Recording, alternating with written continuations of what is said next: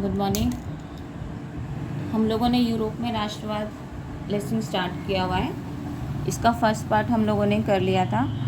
अब हम इसका सेकंड पार्ट स्टार्ट करेंगे, फ्रांसीसी क्रांति और राष्ट्र का विचार। तो हम लोगों ने ये देखा था कि राष्ट्रवाद की सबसे पहली अभिव्यक्ति 1789 में फ्रांसीसी क्रांति के साथ हुआ था। ऐसा आपको याद ही होगा, जब हमने 9th क्लास में हिस्ट्री पढ़ी थी तो उसकी शुरुआत फ्रांसीसी क्रांति से ही होती है। तो यूरोप में जितनी भी क्रांतियाँ हुई हैं वो सब फ्रांस की क्रांति के बाद ही हुई हैं। तो मैं इसमें कुछ पॉइंट्स भी अंडरलाइन करूँगी, तो आप लोग उनको थोड़ा सा ध्यान से देखना है और उनको याद भी करना है। जैसा कि आपको याद होगा, 1789 में फ्रांस एक ऐसा राज्य था जिसके संपूर्ण भूभाग पर एक निरंकुश राजा का आधिपत्य था। आपको याद होगा कि फ्रांस में लुई 16 का शासन था, जो कि निरंकुश राजा था और जो अपनी मर्ज़ी से बहुत सारे काम करता था। और उस समय जनता काफ़ी ज़्यादा परेशान हो गई थी। बहुत सारे उसने युद्ध किए थे जिसको कोई लाभ नहीं हो रहा था, और वो अपनी ही सुख सुविधाओं के लिए ज़्यादा उसमें लिप्त रहता था, पर जनता का उतना सुनता नहीं था, जिससे कि जनता ने क्रांति की थी।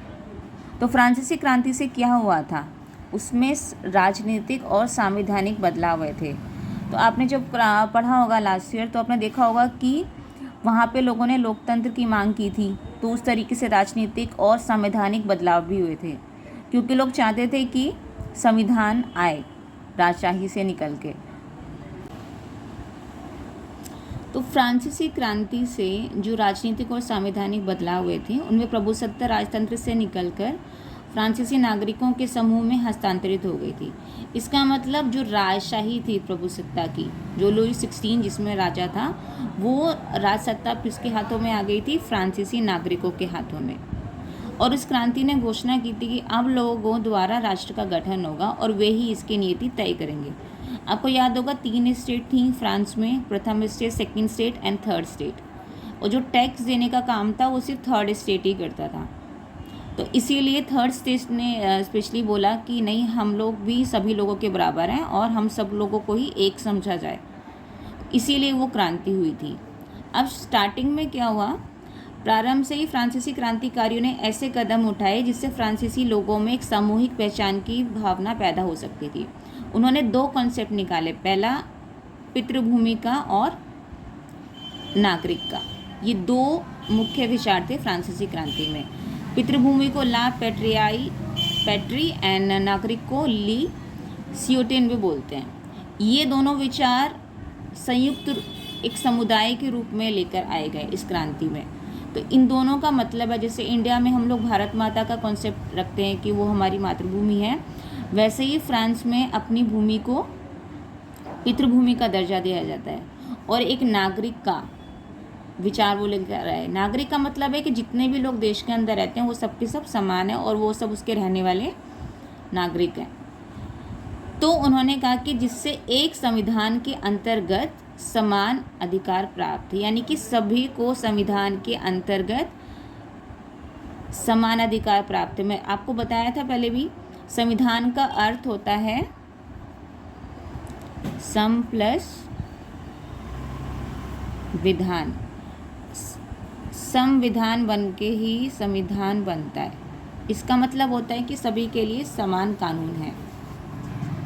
अब इन्होंने क्या किया, अब जो भी क्रांतिकारी होते हैं, जो भी देश होती हैं, उनकी मुख्य पहचान होती है उनका एक झंडा। तो उन लोगों ने भी अपने लिए एक नया फ्रांसीसी झंडा, तिरंगा उन्होंने चुना और उसमें कहा कि वो पहले वाले राष्ट्रध्वज की जगह लेगा। तो वहाँ के जो स्टेट जनरल था, उनकी चुनाव प्रक्रिया में सक्रिय नागरिकों के समूह द्वारा किया जाना था और उसका नाम बदल के नेशनल असेंबली कर दिया गया था। नई स्तुतियाँ रची गई, शपथें ली गई, शहीदों का गुणगान हुआ। ये सब राष्ट्र के नाम पर हुआ था। एक केंद्रीय प्रशासनिक व्यवस्था लागू की गई जिसने अपने भूभाग में रहने वाले सभी नागरिकों के लिए समान कानून बनाए। तो यहाँ पे जो समान कानून है ये बहुत ज़्यादा इम्पॉर्टेंट है, क्योंकि ये जितनी भी क्रांति की गई सब समानता के लिए ही की गई है। आंतरिक आयात निर्यात शुल्क समाप्त कर दिए गए। आंतरिक आयात निर्यात का मतलब है कि जब देश के अंदर भी चीज़ें बाहर के देशों से ली जाती थी या देश के किसी पार्ट में ही दूसरे पार्ट से ही ली जा रही थी तो उसमें शुल्क लगाया जाता था, जिसको कि आंतरिक आयात निर्यात शुल्क कहा जाता था। जैसे कि आप एक सिटी से दूसरे सिटी में, एक शहर से दूसरे शहर में भी सामान आप मंगा रहे हैं या बेच रहे हैं तो उस पर भी ये लोग शुल्क लगाते थे, जिससे क्या होता था, व्यापारियों का सामान बेचने में और ख़रीदने में महंगा हो जाता था, जिससे उनको फ़ायदा कम होता था। उसके साथ इन्होंने क्या किया, भार और नापने की एक समान व्यवस्था लागू की गई। जैसा मैंने आपको पहले भी बताया था कि नेपोलियन ने स्टार्ट किया था। पहले क्या था, कोई भी एक शहर है उसमें अलग इकाई है नापने की, वेट नापने की और लंबाई या चौड़ाई में चीज़ें नापने की, जैसे कपड़ा बेचना है या बाकी चीज़ें बेचनी है, गेहूँ बेचना है, तो वो सब एक जैसा नहीं हो पाता था। हो सकता है कि 1 किलो में 125 किलो हो या 1 किलो 10 ग्राम हो एक सिटी में, और एक सिटी में 900 ग्राम ही हो, तो समान नहीं होता था, जिससे कि बहुत ज़्यादा परेशानियाँ होती थी। इसीलिए उन्होंने क्या किया, भार और नापने की एक समान व्यवस्था को लागू किया। उसके साथ में इन्होंने अपनी लैंग्वेज को बहुत ज़्यादा इम्पोर्टेंस दी और कहा कि पूरे फ्रांस में एक राष्ट्रभाषा बनाई जाए, जिसको कि फ्रेंच के रूप में चुना जाए। पहले यहाँ पे बहुत सारी क्षेत्रीय बोलियाँ थीं, तो उनको उन्होंने कहा कि इसको हतोत्साहित करते हैं, हमें अपनी राष्ट्र की एक पहचान बनानी है, तो हम कौन सी लैंग्वेज बोलेंगे, जो पेरिस में बोली जाती थी, फ्रेंच, और वही बाद में इनकी राष्ट्र की साझा भाषा बन गई। बाद में क्रांतिकारियों ने भी घोषणा की कि फ्रांसीसी राष्ट्र का ये भाग्य और ये लक्ष्य है कि वह यूरोप के लोगों को निरंकुश शासकों से मुक्त कराए। मतलब उन्होंने ये माना कि अब हमने अपनी कंट्री में तो कर ही लिया है, और जो बाकी यूरोप के देश हैं, जैसे बेल्जियम है, इटली है, जर्मनी है, वहाँ पे भी अगर कोई निरंकुश शासक है तो हमारा ये कर्तव्य है कि हम उनको भी उनके शासकों से मुक्त कराएं, चाहे वो चाह नहीं रहे हैं, बट उन्होंने अपना एक ड्यूटी या कर्तव्य समझ लिया। दूसरे शब्दों में फ्रांस यूरोप के अन्य लोगों को राष्ट्रों में गठित होने में मदद देगा। वो भी ये चाहते थे कि फ्रांस चाहता था कि जो बाकी यूरोप के देश हैं वो लोग भी एक राष्ट्र के रूप में उभरें, राजशाहियों को छोड़कर। तो फ्रांस की घटनाओं में जो भी चीज़ें हो रही थी वो सब जब यूरोप के दूसरे शहरों में पहुंची, तो वहाँ के जो छात्र थे, जो शिक्षित मध्य वर्ग के अन्य सदस्य थे, जिन्होंने जैकोबिन क्लब की स्थापना की थी, वो लोग भी इस तरीके के क्लब्स बनाने लगे, क्योंकि ये बहुत ज़्यादा फेमस हुए थे जब फ्रांस में क्रांति हुई थी अपने नए उदारवादी विचारों के साथ में। तो वो लोग भी फ्रांस की क्रांतियों से बहुत ज़्यादा प्रेरित थे, तो उन्होंने भी अपने लिए जैकोबिन क्लब्स बनाए थे। उनकी गतिविधियों और अभियानों से उन फ्रेंच सेनाओं के लिए रास्ता तैयार किया जो 1790 के दशक में हॉलैंड, बेल्जियम, स्विट्ज़रलैंड और इटली के बड़े इलाके में घुसी। और क्रांतिकारी युद्धों के शुरू होने के साथ ही फ्रांसीसी सेनाएं राष्ट्रवाद के विचारों को विदेशों में भी ले जाने लगी। यानी कि जो भी विचार फ्रांस की क्रांति के समय उभरे थे, वे सभी विचार बाकी के यूरोप के देशों में भी फैलने लगे और लोग उनसे काफ़ी इम्प्रेस थे।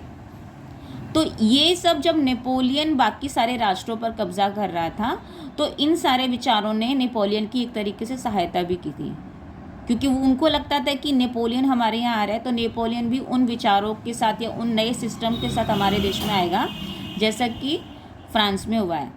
तो इससे क्या हुआ, नेपोलियन के नियंत्रण में जो विशाल क्षेत्र आया, वहाँ उसने ऐसे अनेक सुधारों की शुरुआत की जिन्हें फ्रांस पहले ही आरंभ कर चुका था, तो लोग और भी ज़्यादा इम्प्रेस हुए। फ्रांस में राजतंत्र वापस लाकर नेपोलियन ने निसंदेह वहाँ प्रजातंत्र को नष्ट किया था, मगर प्रशासनिक क्षेत्र में उसने क्रांतिकारी सिद्धांतों का समावेश किया था, जिससे कि व्यवस्था पूरी तरह तर्कसंगत और कुशल बने। मतलब उसने बनाया था जो भी सिस्टम थे कि वो तर्कसंगत होने चाहिए, वो फैक्ट के ऊपर बेस होने चाहिए। ऐसा नहीं कि अपनी मर्जी से कुछ भी बना दिया, और चीज़ों को उसने परफेक्ट रखने की कोशिश की। तो 1804 में जो एक नागरिक संहिता बनी, जिसे आमतौर पर नेपोलियन की संहिता के नाम से जाना जाता है, जन्म पर आधारित उसने विशेषाधिकारों को समाप्त कर दिया। नागरिक संहिता क्या होती है, जिसमें कि नागरिकों के कर्तव्य और नियम दिए जाते हैं कि नागरिकों को ये सारी चीज़ें करनी है, वो उनकी ड्यूटीज़ हैं, तो वो उनको करना ही करना है। तो ये एक संहिता बनाई थी नेपोलियन ने, जिसको नेपोलियन संहिता भी कहा जाता है, और ये कौन से साल में बनाई थी, 1804 में। और इसमें क्या कहा गया था कि जितने भी जन्म से विशेषाधिकार हैं कि आप जन्म से अगर पैदा हुए हो तो आप एक ही पोस्ट पे जाओगे या आपको कुछ अलग फैसिलिटीज़ मिलेंगी, वो सारे जन्म के अधिकार उन्होंने ख़त्म कर दिए थे। अगर आपको अब कोई अधिकार चाहिए या विशेषाधिकार चाहिए तो वो आपकी क्षमता के अनुसार ही आपको मिलेंगे।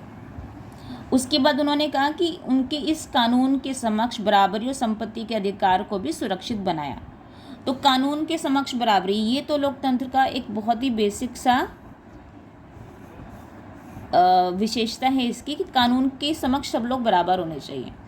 दूसरा, संपत्ति का अधिकार सुरक्षित बनाया जाए। नहीं तो पहले ऐसा होता था कि राजा किसी की भी ज़मीन या संपत्ति लेके छीन लेता था, किसी को दे देता था, अपनी संपत्ति पर कोई अपना विशेषाधिकार नहीं था। तो उन्होंने इसको भी सुरक्षित बनाया ताकि लोग और अपने कामों के लिए मेहनत करें। तो इस संहिता को उसने उन क्षेत्रों में भी लागू किया जो कि फ्रांसीसी नियंत्रण के अधीन थे। डच गणतंत्र, स्विट्ज़रलैंड, इटली और जर्मनी में नेपोलियन ने प्रशासनिक विभाजनों को सरल बनाया, सामंती व्यवस्था को खत्म किया। सामंती व्यवस्था एक तरीके से जमींदारी व्यवस्था ही होती है जिसमें कि सामंत लोग टैक्स इकट्ठा करते हैं और राजा को देते हैं। किसानों को भू दासत्व और जमींदारी जागीरदारी शुल्क से मुक्ति दिलाई। भू दासत्व क्या होता है कि कुछ किसानों को वो लोग फ्री में काम करने के लिए बड़े किसान या सामंतवादी अपने यहाँ रख लेते थे, जिनको कोई पैसा नहीं देते थे उनकी ज़मीनों पर काम करने के लिए। तो इस प्रथा को ख़त्म किया। उसके बाद उन्होंने जागीरदारी शुल्कों से भी मुक्ति दिलाई कि जो सामंतवादी होते थे उनसे बहुत सारे अलग अलग टैक्सेस लेते थे, इससे भी इनको मुक्ति दिलाई गई।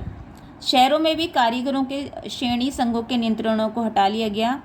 श्रेणी संघ मतलब कि एक तरीके से ये जो काउंसिल्स बना लेते हैं या संगठन बना लेते हैं, मजदूर संगठन जैसे, तो ये पहले अलाउड नहीं थे बनाने। तो इनको भी हटाया गया कि आप अपने संगठन बना सकते हो और आपकी जो भी मांगे हैं या कोई परेशानियां हैं तो इन संगठनों के थ्रू आप रख सकते हो। यातायात और संचार व्यवस्थाओं को सुधारा गया। किसानों, कारीगरों, मजदूरों और नए उद्योगपतियों ने नई मिली आज़ादी चखी। उद्योगपतियों और खास तौर पर सामान बनाने वाले लघु उत्पादक ये समझने लगे कि एक समान कानून,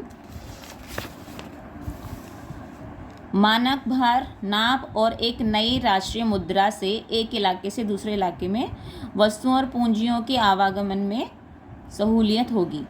तो उन्होंने मुद्रा भी एक चलाई। पहले क्या था, नाप का, भार का, ये सब चीज़ें अलग अलग थी, मुद्रा भी अलग थी। आपको एक शहर से दूसरी जगह जाना है तो अलग तरीके के करेंसी लेके जाना पड़ेगा। अब उन्होंने एक ही मुद्रा चलाई। जैसे इंडिया में हमारे यहाँ रुपीज़ चलते हैं, तो इंडिया के किसी भी पार्ट में जाएंगे तो हम लोग रुपीज़ इस्तेमाल कर सकते हैं। ऐसा नहीं है कि हम लखनऊ जा रहे हैं या मुंबई जा रहे हैं तो हमको अलग रुपीज़ लेके जाना पड़ेगा, वहाँ अलग चल रहा होगा। तो ये सिस्टम पहले नहीं था फ्रांस वगैरह में। तो वहाँ पे ये लोग लेकर आए कि एक राष्ट्र है तो उनकी मुद्रा, मानक भार और नाप ये सब एक जैसा होना चाहिए। लेकिन जीते हुए इलाकों में स्थानीय लोगों की फ्रांसीसी शासन के प्रति मिलीजुली प्रक्रिया थी, यानी कि सारे लोग खुश नहीं थे। जो भी सिस्टम नेपोलियन ने स्टार्ट किया है, जो फ्रांसीसी शासन ने स्टार्ट किया, कुछ खुश थे इसमें, कुछ लोग नाराज़ भी थे। शुरुआत में अनेक स्थानों जैसे हॉलैंड और स्विट्ज़रलैंड और साथ ही कई शहरों जैसे कि ब्रुसेल्स, मेंस, मिलान, ये सब इटली के हैं, ब्रुसेल्स स्विट्ज़रलैंड में है, और वर्साय में फ्रांसीसी सेनाओं का स्वतंत्रता का तोहफा देने वालों की तरह स्वागत किया गया। मतलब स्टार्टिंग में जब इनकी सेनाएं हमला करने के लिए भी आती थी तो ये जो शहर है, ये जो देश थे, इनका स्वागत करते थे कि ये हमारे यहाँ बदलाव लेके आने वाले हैं। तो उनको ये एक अलग तरीके का माहौल था कि कोई हमारे यहाँ कब्जा करने आने वाला है और हम उन्हीं का स्वागत कर रहे हैं। लेकिन ये जो शुरुआती उत्साह था जल्दी ही दुश्मनी में बदल गया जब ये साफ होने लगा कि नई प्रशासनिक व्यवस्थाएं राजनीतिक स्वतंत्रता के अनुरूप नहीं थीं। बढ़े हुए कर, सेंसरशिप, बाकी यूरोप को जीतने के लिए फ्रेंच सेना में जबरन भर्ती होने से नुकसान प्रशासनिक परिवर्तनों से मिले फ़ायदों से ज़्यादा भारी नज़र आने लगे।